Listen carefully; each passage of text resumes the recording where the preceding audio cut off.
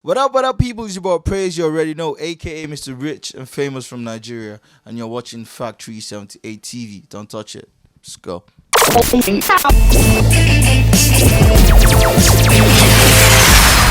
Hey, what's up, guys? I'm your girl, Kalisha J, and we are back in the factory for another exciting interview. I am so excited because I have the one and only amazingly talented artist who is literally just landing in the UK from Nigeria. So, we got to cut him a little slack, but he's looking extra nice today, I mean, so he's worthy. And, we got to give him the praise for his outfit. And, of course, we got to give the praise of his outfit. How you doing, Mr. Praise? I'm good. I'm good. How are you? I'm very well, thank you. Good to be here today. Excellent. I know you're a little jet lagged, but the UK is definitely excited to see you and have you, back on the shores. How are you feeling? I won't lie. It's been a minute, and it feels good to be back. And I miss London, to be honest. So it feels good to be back. Yeah. Excellent. Now, of course, we know that you are in town for One Africa Fest and amongst other things, and fans have really just been stark supporters of you for a very, very, very, very, very long time. What can they expect that they haven't necessarily seen from you yet? The concert is gonna be a great one. We all know the lineup's crazy, and basically, I just want to bring an experience to them, a fusion of both R&B and Afrobeat, and just give them my A game and just ensure that I connect with the crowd and just give them what they are there for, what they know me for. So yeah. No, fantastic. Now, of course, you mentioned the lineup is definitely crazy, and it is a celebration of all things that are African rather, and it is a positive display of African talent. And most of these artists you are colleagues with. You know them on a personal level. What are your thoughts on African music? Should I say, being now the quote unquote in thing? African music is the wave right now. Well, it has always been the wave, but it's more appreciated right now because if you listen to most of the tracks been released by either Diplo, Ed Sheeran, Maroon Five, or Marion, Drake. You can just feel the African rhythm in it, and you can't take away rhythm from Africa. It's what is ours. So it's good to see that Afrobeat is actually taking its stand in music worldwide. Yeah.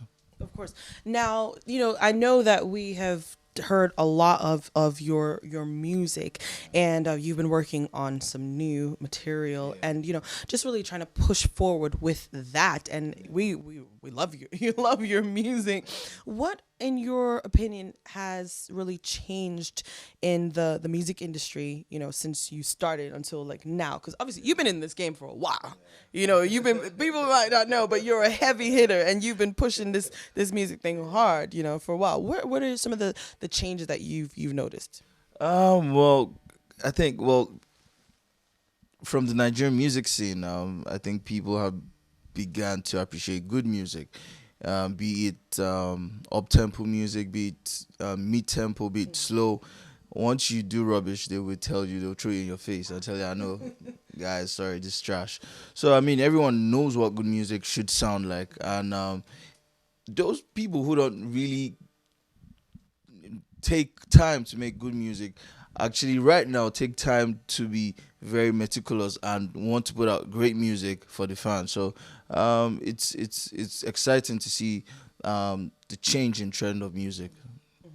So, of course, now you've spoken about the change in the trend, and do you see yourself maybe changing musical direction anytime? Everyone who knows my music really well knows I'm a very versatile music. In as much as I'm R&B, I present R&B, and I would forever remain R&B. Um, it's important for an artist to be versatile. Versatility is key to the survival of an artist. I'll use for example R. Kelly, who is a perfect example. He evolves with time, with generations, with trends, with genres of music, and it's very important for an artist who would want to survive the test of time to be able to adapt to the trends of music and try to infuse what you're known for into the trend of music that is in the now. Now, speaking of the trends that are in the now, should we expect any collaborations between you and any non African artist anytime soon? Because that seems to be the in thing, Well, connecting the cultures. I know. Well, in time past, I've had a couple of collaborations. I have one with I did a hook for Obi Trice. I have a song with Kenny Latimore, Diana King, and I mean definitely. This year I look forward to more international collaborations that are more mainstream. So yeah. Now, you speak of collaborations that are more mainstream. I know that you collaborated with WizKid in the past. What are your thoughts We on? have two tracks. I released one recently on my birthday. Yeah, it's a Body Hot remix, and well, the video should be we should be shooting soon, basically when he gets back into the country. So yeah. So he will be in the video. No, definitely, of course. 'Cause we don't want it. No, We don't no, want it to be a situation where like. Wiz is family, Wiz is family, and we have mutual respect for ourselves and our business, our career. So, if it's going to happen, it will happen. I mean, we won't do stuff that won't happen, So No, the reason I ask if he's gonna be in the video because no, it's because I mean, where you at though, Drake? You wasn't in the video though. no, but to be honest, it's for musicians. The schedule is crazy. Sometimes you could be on tour and maybe your label or management is not ready to what's the word to just let go of what they want to do at that point in time, So I mean, look at One Dance. I mean, Wiz wasn't there. I mean, I'm not going to speak like I know what happened, but probably he was busy. You never know. So when people don't show up in videos, it doesn't mean they don't want to show up in videos. It might just be what's happening at that point in time, what they have to do. I think you're just trying to be politically correct, like real diplomatic, because you never know because you never know because Drake might be watching, he might be like, I want to be in Praiz video, but because he said that I ain't gonna be it now. I'm joking. But definitely, I think obviously what we've seen recently is loads of collaborations between should we say Western artists and African artists, and it's really great to see the African music getting the type of exposure that is due to it. The exposure right now is crazy. Shout out to Weez, who undeniably has done a lot. I respect his hustle, and I mean, you can't just deny the fact that he has done a lot. Shout out to. Let me go way back. Let me do a throwback. Shout out to the Banj, because I think the Banj is someone who also started the movement. So yeah, shout out to the Banj. Well, no, speaking of D'banj, I'm actually glad that you brought him up because, he was meant to do a concert in the UK recently and, there were some issues, whatever happened, and he wasn't able to. But fans were really, really looking forward to it. However, it seems like, maybe once he got to a certain level, like, okay, I know he signed with Kanye West's Good Music, but that really didn't we didn't hear much out of that after Oliver Twist, did we? Well, you never. So it kind of shows it shows maybe sometimes the really Western say. influence is No, not you really can't. necessarily. What do you think? I think we Africans expect so much, and we don't know what agreement has been made between the two parties. So once we just see two artists that we respect and we love, we just have an automatic expectations of what they have agreed on when we don't even know what the agreement is. So I mean, you never know what the agreed on. Well, it's based on what we've seen. Do you know what I mean? So obviously, looks could be deceiving. I mean, it's. well, Well, the public likes to speculate, so if they're speculating, I'm gonna ask. I know, I feel you. No, but it's good that you are able to give respect to artists like D'banj that really did actually pave the way for a lot of younger Nigerian artists, and especially with his should I say his partnership with Don Jazzy, because that was a real strong partnership. It was very, very strong. Now, of course, with your career, it's okay. We're in May 2017. What can we expect from you before the end of this year? Collaborations, new releases, things like that. Well, so far this year I've released 2 songs, no, actually 3 songs. For Lashade, I've released Body Hot featuring Wizkid and Heartbeat remix featuring Latimore.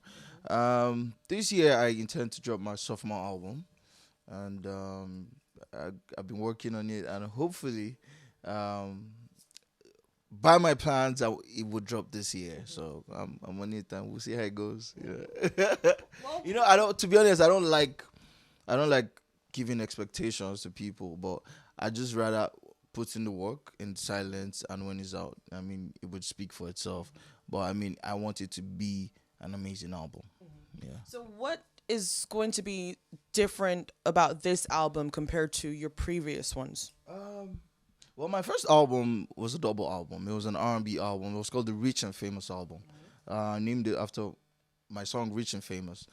The Rich album is an R&B album. It had the white outlook, and I had like R&B songs with content. The Famous album was the one with the black outlook, and had songs for the popular music.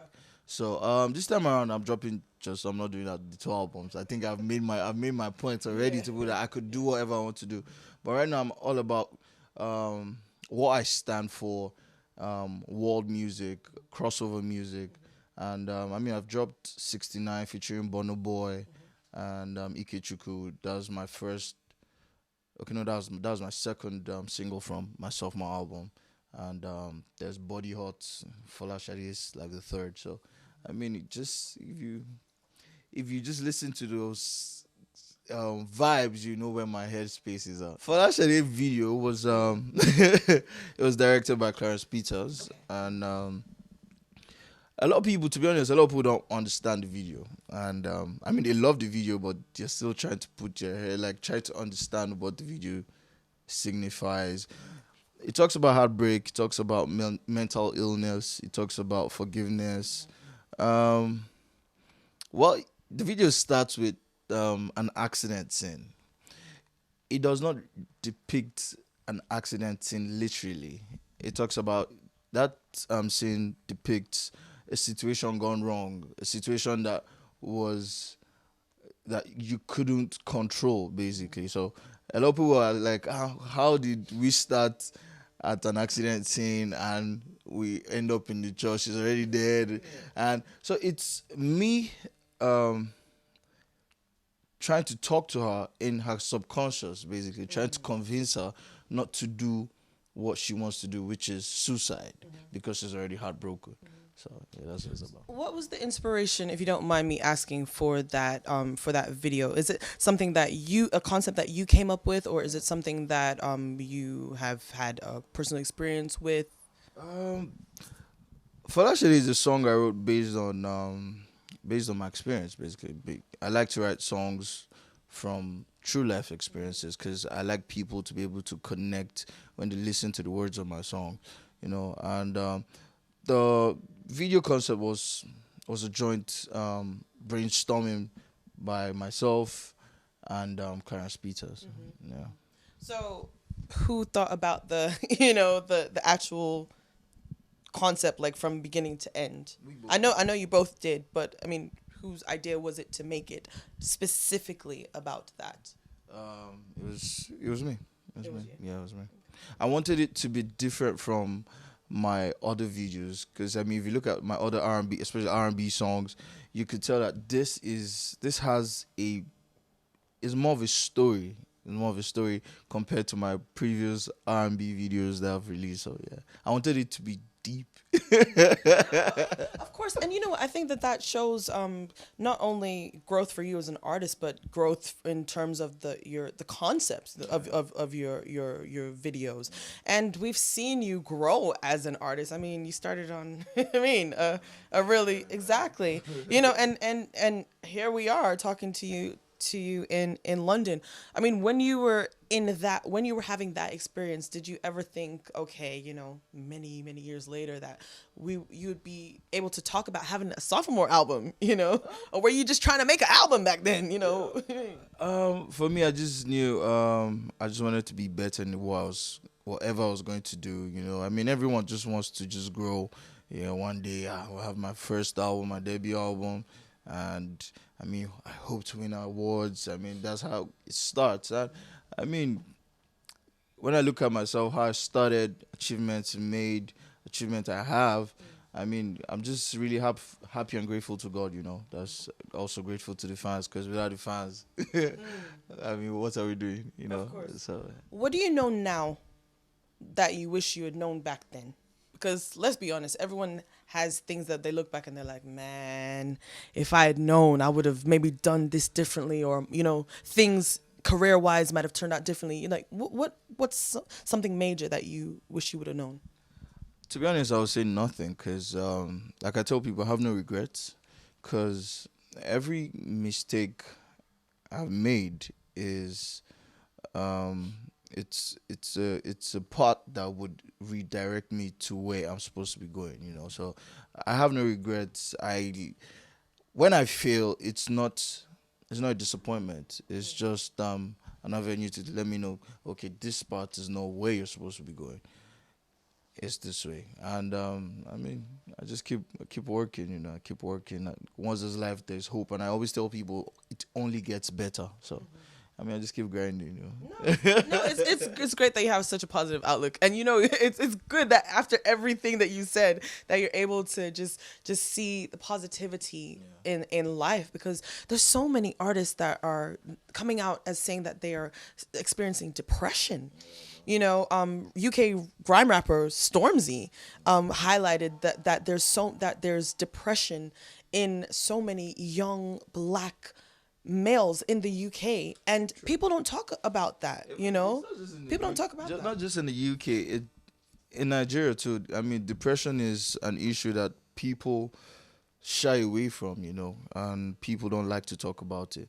But actually, depression really exists, not just to women and men. I mean, men experience depression too. So it's also good to have someone to talk to, because I mean, once you have someone to talk to, it would ease a lot of tension, and it, you would know what next to do, and you have that helping hand, you know. So No, of course, because I've seen, like, especially in recent times, I don't know what it is about this particular bridge, or you mean like in Nigeria, but people are just like, you know what I mean, like just launching themselves off the bridge. But I know it sounds funny, but about the specific bridge, but it just shows that this thing is actually more serious than we actually realize. Do you think it's a cultural thing where we don't necessarily talk about deep issues, or talk about mental health in the African community? Well, before now, I don't think we really used to talk about mental illness, and especially it was one of the things I was also talking about in my song for Lashadi. Um, I mean, we go through situations and we don't speak out, and it kills us inside. You know, we just keep going, we just keep going. We think we can handle it ourselves, and we just get to that bridge where we say, okay, damn it, like I can't take it anymore. And you just decide to just do the unthinkable. You know? So, you know, I've spoken about you being so positive and inspirational, especially to as a young African man, you know, you are a positive role model, and you're doing amazing things. And you recently, you know, joined up with a NGO. Can you tell us a little bit about that and what it does specifically? Recently, I became an ambassador for an NGO called Big Church Foundation, and it's an NGO that has touched lives in good ways, basically, and in a lot of places. And this year, we're empowering 36,000 youths, 1,000 youths in each state. Nigeria has 36 states, so we're empowering youths in agriculture and mining. So um, basically, it's just to give hope to youths out there, people who want to venture into farming. I mean, in Nigeria, farming is a sector that people have overlooked, and it's a very lucrative industry. I mean, at some point, agriculture was like the main source of income for Nigeria before it moved to petroleum. So, I mean, we want to encourage people to go into farming, mining. I mean, because when you say farming, people just think about you taking hoe, using a hoe or using a shovel. But I mean, it goes beyond that, and it's very, very lucrative also. Definitely. And Nigeria has amazing natural resources that people that can be tapped into. Why do you think people are not yet fully making use of the things that Nigeria has to offer? I would say pride, because like let me use agriculture for example. You tell someone, "Do you want to be a farmer?" The person will say, "No, I don't want to be a farmer. I want to work in a bank. I want to work in an oil and gas company. I want to be that oil and gas guy." Meanwhile, you could be in the farming in the agricultural sector and still be bigger than the person who works in a bank or in the oil and gas sector. So I mean, I just think it's just misplaced priorities. Yeah. Is that just to do with professions, or is that just in general? Because as we've seen loads loads of stories coming out of Nigeria, especially to do with corruption. Would you say that it's just misplaced? Well, the thing is, at some point in the Nigerian, um, at some point in Nigeria, oil and gas used to be that quick money sector, and but I mean it's changing right now. It's changing right now, and what you would get in oil and gas is not what you get now is not what you would have gotten say 4 years ago, 5 years ago. So I mean things are changing. But thankfully there are positive artists out there like you that people can look to for inspiration and look to for just advice, because you seem so knowledgeable about just things in general, and you seem positive, really positive. It's important, it's important. I mean it's important to be positive, because I mean life is too serious for you not to be positive. I mean there are things that happen every day, but like I tell my friends and people around me, if you look at your life, look, say 5 years ago, just do a little throwback. You think, do a throwback in your thoughts how it used to be. I mean, you know that no matter how little it is, there's definitely an improvement in your life, and it always gets better. Just keep pushing. Just be patient. A lot of people are not patient. So that's just it. Well, patience has obviously paid off, because you are riding high on the success, So definitely people would want to find out more information about you and follow you on social media, things like that. How can they do so? What's your social media? Well, my social media, Instagram, official Praiz. Praiz is spelled Praiz. Some say Z. I don't know which one you choose. Praiz. My Twitter is Praiz8, Praiz, and number 8. Facebook, Praiz8.com. Snapchat, official Praiz. Well, I say my Snapchat because you get to listen to recordings I do. I mean, you get to just know what I'm up to, like, firstly before it goes on Instagram. So, yeah. Sure, people will be looking out for that. I mean, I myself might be following you soon. You get to meet my alter ego, Okon, That sounds scary. I know, very scary. But I mean, yeah, that's my social media. Thank you so much for taking the time to talk to us, and we wish you all the best. Bigger and better things. Amen.